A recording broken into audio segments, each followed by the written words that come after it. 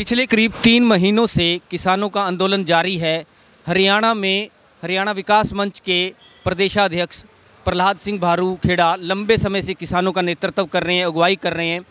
सिरसा में उन्होंने कई दिनों तक पड़ाव डाले रखा और किसानों के साथ मिलकर न केवल एक किसान रैली की, बल्कि 6 अक्टूबर को उन्होंने सिरसा में हरियाणा के उप मुख्यमंत्री दुष्यंत चौटाला के आवास को घेरने की रणनीति बनाई और उस दौरान किसानों पर आंसू गैस और वाटर कैनन का भी इस्तेमाल हुआ। इस समय प्रहलाद सिंह भारूखेड़ा और उनके साथी किसान दिल्ली के टिकरी बॉर्डर पर डेरा डाले हुए हैं, लगातार यहाँ पर आंदोलनरत हैं। हम उनसे जानेंगे आगे की उनकी क्या रणनीति है और अब तक यह आंदोलन किस कसौटी तक पहुँचा है और इसका क्या असर हुआ है। प्रहलाद जी, स्वागत है। धन्यवाद आपका, और आप अपने चैनल के माध्यम से जो किसानों की आवाज़ उठा रहे हो इसके लिए हम आपका बहुत बहुत धन्यवाद करते हैं। प्रहलाद जी, पहले तो मोटे तौर पर ये समझाइए कि इन 3 कानूनों से खासकर पंजाब हरियाणा के किसान ज़्यादा मुखर हैं, तो क्या असर होने वाला है खेती पर? ये जो 3 कानून आए हैं, ये 3 कानून पंजाब और हरियाणा ही नहीं पूरे देश के अंदर ही प्रभाव डालेंगे। और ये खेती विरोधी नहीं, ये देश विरोधी भी कानून है। यहाँ आपको पता होगा कि जब देश आज़ाद हुआ तो देश के अंदर एक कानून बनाया गया था कि खाने पीने की जो चीज़ें हैं उनका कोई भी प्राइवेट व्यक्ति, पैसे वाला जो व्यक्ति है, वो उनकी जमाखोरी करके कालाबाजारी नहीं करेगा। आवश्यक वस्तु अधिनियम, इन्होंने उस कानून को तोड़ के और उसको छूट दे दी है कि कोई भी व्यक्ति खाने पीने की चीज़ों का स्टॉक कर सकता है, जिसमें हमारी जो रसोई की जो चीज़ें हैं, जिसमें हर व्यक्ति को चीज़ें चाहिए होती है, दाल है, चने हैं, आलू है, टमाटर है, जो सब्जियां हैं और खाने पीने की जो चीज़ें हैं, ये सारी चीज़ों का कोई स्टॉक नहीं कर सकता। तो ये बार बार कह रहे हैं कि ये जो कानून अच्छे हैं, तो इसमें आप बताइए कि जो खाने पीने की चीज़ें हैं उसमें गरीब आदमी है उसको तो वो महंगी मिलेगी, अगर ये प्राइवेट वाले उसका स्टॉक कर लेंगे तो अपनी मर्जी से वो बेचेंगे। दूसरे उसके अंदर अभी लेके आए हैं जो कानून की मंडियां जो है, पहले क्या होता था कि साहूकार जो है वो किसान द्वारा पैदा की हुई फसलों को खरीद करता था, जिसका कोई हिसाब किताब नहीं होता था, कोई उसका जवाबदेही नहीं होती थी और वो अपनी मर्जी से खरीद करते थे। उसमें तोल में गड़बड़ होगी, किसी ने पैसा नहीं दिया, कोई पूछने वाला नहीं था। तो फिर मंडियां बनी थी कि जो किसान फसलें पैदा करता है, ये देश हित के अंदर अनाज पैदा करता है, खाने पीने की चीज़ें, तो इसका जो खरीदने का है वो तरीका जो है वो उसका एक नियंत्रण होगा सरकार के द्वारा। इसके लिए वो मंडियां बनाई गई थी कि अब कोई भी बेचेगा और कोई खरीदेगा तो उसका एक बराबर जो हिसाब रखा जाएगा और उसके ऊपर एक नियंत्रण होगा कि खरीदने वाला जो है वो किसी प्रकार से किसान के साथ धोखा ना करे। उसके लिए उसको लाइसेंस लेना पड़ता है, मार्केट कमेटी बनी हुई है और जनता द्वारा चुने हुए व्यक्ति उसके चेयरमैन बनते हैं ताकि किसी प्रकार की गड़बड़ ना हो। अब वो मंडियों को और ज़्यादा मजबूत करने की ज़रूरत थी कि उसमें जो गड़बड़ियाँ उनको ठीक करना। इन्होंने उन मंडियों को ही तोड़ने का काम किया कि अब कोई भी व्यक्ति बिना लाइसेंस के, बिना किसी परमिशन के कहीं पर भी जाके फसल खरीद सकता है, एक पैन कार्ड दिखा के। उसको ये भी शो करने की ज़रूरत नहीं कि उसके पास पैसे है कि नहीं है उसके अकाउंट में। तो ये देश के लिए सबसे बड़ा खतरनाक है। और तीसरा ये जो लेके आ रहे हैं करार खेती, ये कॉन्ट्रैक्ट फार्मिंग, कि कोई कॉन्ट्रैक्ट करेगा, कंपनी आ गई और किसान के साथ कॉन्ट्रैक्ट करेगी। ये पहले भी चल रहा है, ऐसा नहीं है कि पहले नहीं है, लेकिन पहले उसके अंदर जो है उसमें ये है कि कोई मर्जी से कोई करना चाहता तो कर लेगा, नहीं करना तो उसके साथ ज़बरदस्ती नहीं है। अब ये उसको कानून के रूप में लेके आए हैं कि ये कंपनी आएगी, वो कॉन्ट्रैक्ट करेगी किसानों के साथ और कंपनियां ही बताएगी किसान को कि आपने कौन सी फसल बोनी है।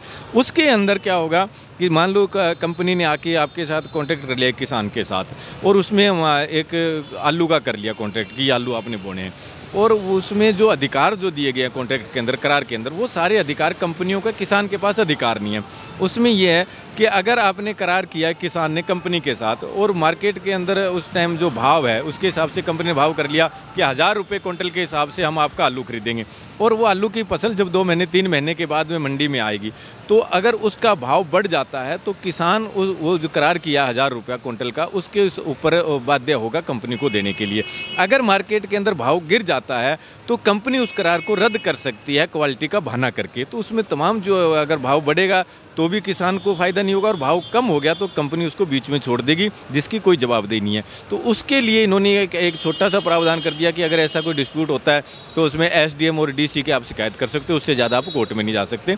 तो तमाम उसके अंदर जो अधिकार दिए गए वो कंपनियों को दिए गए। इसलिए हम इसका विरोध कर रहे हैं कि ये जो चीज़ें आ रही है वो देश हित में नहीं है। इसमें खाने पीने की चीज़ों की जो है वो कालाबाजारी होगी, जो पहले से रोकने के लिए कानून बने हुए थे। करार खेती से जो किसानों के साथ धोखे होंगे, कंपनियों को फ़ायदा होगा।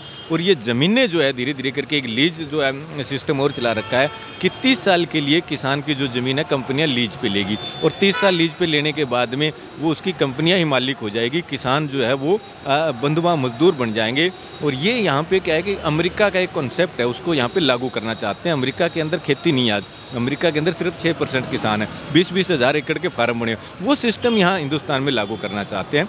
तो इसलिए देश हित में ये चीज़ें नहीं है। हमारे देश की अर्थव्यवस्था है वो खेती के ऊपर टिकी हुई है। और पीछे भी 2009 के अंदर जो पूरे विश्व आर्थिक मंदी आई थी, तो अमेरिका जो सबसे बड़ा देश माना जाता है, धनाढ़ देश, उस देश के अंदर भी लोगों को अपने घर छोड़ के टेंटों में रहना पड़ा था। विश्व आर्थिक मंदी का सबसे ज़्यादा बुरा प्रभाव पड़ा था अमेरिका के अंदर पड़ा था। लेकिन हिंदुस्तान के अंदर, भारत के अंदर उस विश्व आर्थिक मंदी का प्रभाव नहीं पड़ा और हमें पता भी नहीं चला कि कब आई और कब विश्व आर्थिक मंदी चली गई, क्योंकि यहाँ हमारी जो अर्थव्यवस्था वो खेती पे टिकी हुई है। और इसके अंदर ये सरकारें, कॉरपोरेट जो घराने हैं, उनको खेती के अंदर डालना चाहती है। हम ये चाहते हैं कि ये जो खेती है वो किसानों के पास रहनी चाहिए, इसके अंदर कॉरपोरेट घराने नहीं आने चाहिए। ये हमारी देश के अंदर लड़ाई है। तो मोटे तौर पर प्रहलाद जी ये बता दीजिए कि अब तक आंदोलन की जो आपकी रूपरेखा रही है वो सभी ने देखा है, आगे भविष्य में क्या रणनीति?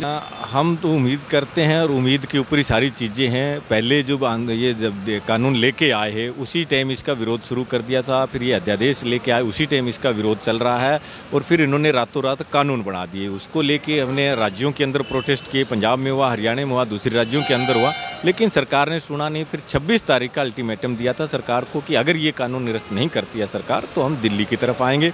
और 26 से यहाँ जब आए हैं तब शुरुआत के अंदर हरियाणा की सरकार ने खास तौर के ऊपर इस आंदोलन को तोड़ने के लिए बड़े प्रयास किए, बैरिकेड लगाए, रास्तों में आने नहीं दिया। ज़बरदस्ती किसानों ने इनके बैरिकेड तोड़ के यहाँ पे पहुँचे हैं और आज दिल्ली के चारों तरफ जो किसानों ने मोर्चे लगाए हुए हैं पक्के। इसके दौरान कई बार जो किसान सरकार के साथ बातचीत हो चुकी है, लेकिन सरकार अभी भी 3 कानूनों के ऊपर बात करती है, लेकिन उनको निरस्त करने के ऊपर हाँ नहीं भरी अभी। अगर बातचीत में ये सरकार नहीं मानती इन 3 कानूनों को निरस्त करना और MSP खरीद गारंटी कानून बनाने को, तो आगे के लिए हमने प्रोग्राम जो है वो दे दिया है। 26 तारीख को हम दिल्ली के अंदर कूच करेंगे, ट्रैक्टर मार्च करेंगे, ट्रैक्टरों की परेड दिल्ली के अंदर होगी। और 6 तारीख को KMP जो है सिंघू बॉर्डर के पास जो ये मानेसर रोड जो बाईपास बना हुआ है उसके ऊपर ट्रैक्टरों का हम मार्च निकालेंगे।